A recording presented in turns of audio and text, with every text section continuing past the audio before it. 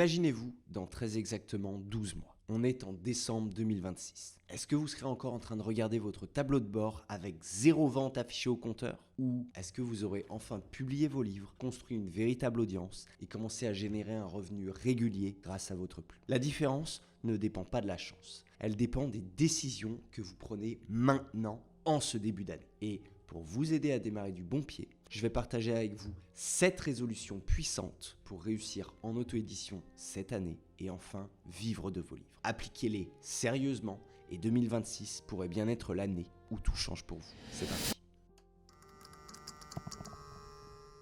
Nouvelle année égale nouveau départ. Si vous voulez que 2026 ne ressemble pas à 2025, vous devez changer quelque chose. Parce que répéter exactement les mêmes erreurs et espérer un résultat différent, ça ne marche pas.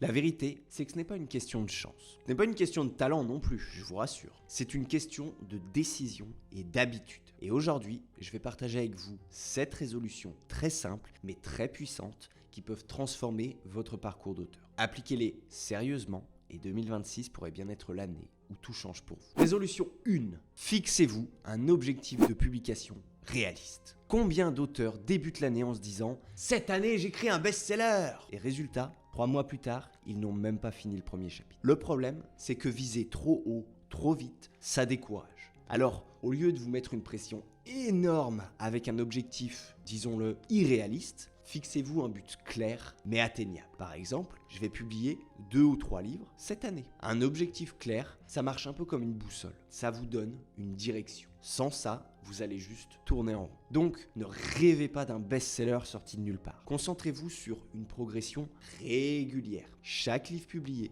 est une marge de plus vers votre succès et un potentiel best-seller. Résolution 2, travaillez votre marketing autant que votre écriture. Beaucoup d'auteurs pensent que s'ils écrivent un bon livre, il va se vendre tout seul. Oh bordel, j'en ai marre de cette croyance. C'est faux. Un bon livre qui n'est pas visible, c'est un bon livre qui prend la poussière. Point. Écrire, c'est seulement 50% du travail. L'autre moitié, c'est le marketing. Ça veut dire quoi? Ça veut dire soigner votre couverture, votre titre, vos descriptions. Ça veut dire apprendre à utiliser la publicité Amazon et ça veut dire comprendre comment présenter votre livre pour donner envie. Promouvoir votre livre, ce n'est pas du bonus, ce n'est pas de l'optionnel, c'est la moitié du job. Vous voulez que vos livres trouvent des lecteurs? Alors arrêtez immédiatement de croire que l'écriture suffit. Le marketing, c'est votre levier pour transformer vos mots en vente. Point.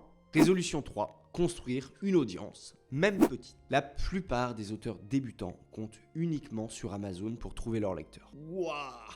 Grave erreur! Amazon n'est pas votre allié, même très loin de là. C'est une plateforme. Elle ne fait pas la promotion de vos livres par bonté de cœur. Elle met en avant ce qui se vend déjà. Et ce qui fait la différence, c'est votre audience. Et je parle pas d'avoir 50 000 abonnés sur Instagram, d'accord? Même une petite audience, c'est énorme. Rien que 50 personnes engagées qui aiment ce que vous faites, ça peut suffire à lancer un livre et créer un véritable effet bouche à oreille. Alors, construisez votre base. Ouvrez une petite liste email ou créez un groupe Facebook ou un groupe Instagram autour de vos thématiques, autour de vos livres et parlez à vos lecteurs. Demandez-leur leur retour. Rappelez-vous juste que vos lecteurs sont vos meilleurs ambassadeurs. Pas Amazon. Amazon, c'est un monstre sanguinaire, voilà tout. Résolution 4, apprendre à analyser vos résultats. Beaucoup trop d'auteurs publient un livre, puis ferment les yeux. Ils ne regardent pas leurs ventes, ils ne regardent pas leurs pubs et ils ne regardent même pas leurs stats. Et après, ils se demandent pourquoi ça ne marche pas. Un auteur à succès,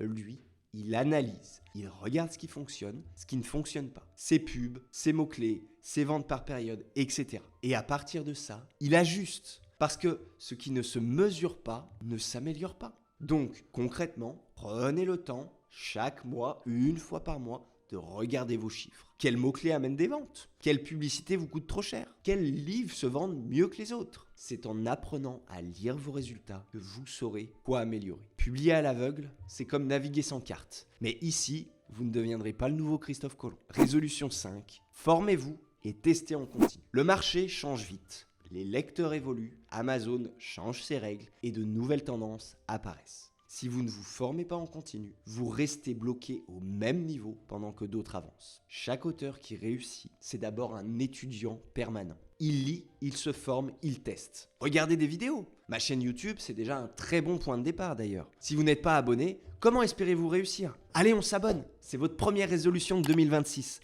Alors tenez-la. Suivez aussi des formations. Lisez des livres sur le marketing, sur l'écriture. J'en sais rien. Mais formez-vous. Et surtout, appliquez et testez. Parce que la vraie différence, elle se fait dans l'action. Avec les connaissances, mais dans l'action. Publier un livre, c'est déjà bien. C'est très bien même. Mais publier, analyser, corriger, se former et republier, c'est ça qui construit une véritable carrière à succès. Résolution 6, entourez-vous. Écrire et publier, c'est souvent un parcours solitaire. Mais soyons clairs, si vous essayez de tout faire tout seul, vous allez avancer beaucoup plus lentement. Et surtout, vous allez vous décourager. Les auteurs qui réussissent, eux, ils ne sont pas isolés, ils s'entourent. Ils s'entourent d'autres auteurs pour partager leurs galères et leurs victoires, de communautés pour poser des questions et rester motivés, et de mentors ou de coachs pour aller plus vite et éviter les erreurs. Il y a un proverbe africain qui dit « Seul, on va plus vite, ensemble, on va plus loin ». Et dans l'auto-édition, c'est exactement ça. Alors, si vous voulez aller plus loin, trouvez une communauté, rejoignez un groupe d'auteurs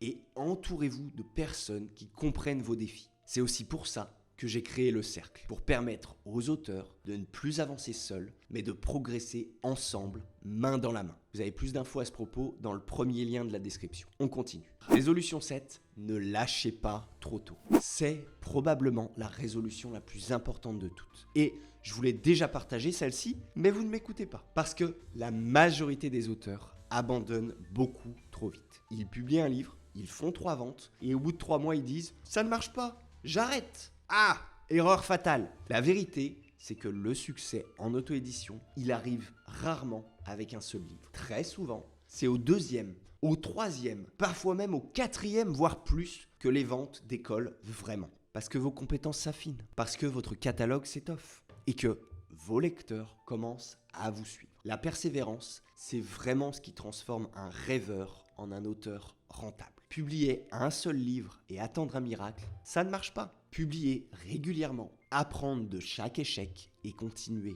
encore et encore, c'est ça la vraie clé. Voilà, vous avez maintenant 7 résolutions simples mais extrêmement puissantes pour faire de 2026 une année différente.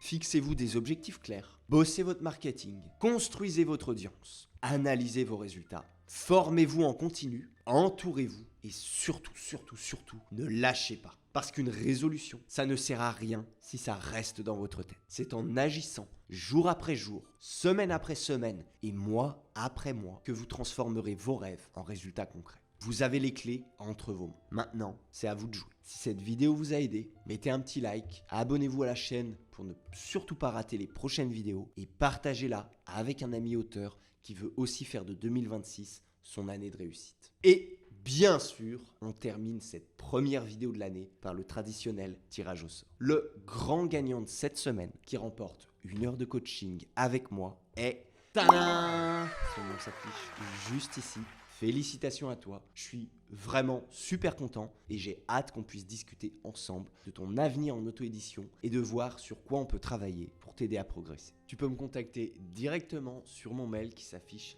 juste ici. Pour les autres, pas de panique, chaque semaine, un nouveau tirage au sort est en jeu avec 1 heure de coaching à gagner. Pour participer, c'est super simple. Abonnez-vous, c'est obligatoire pour être pris en compte. Mettez un petit like et surtout commentez cette vidéo.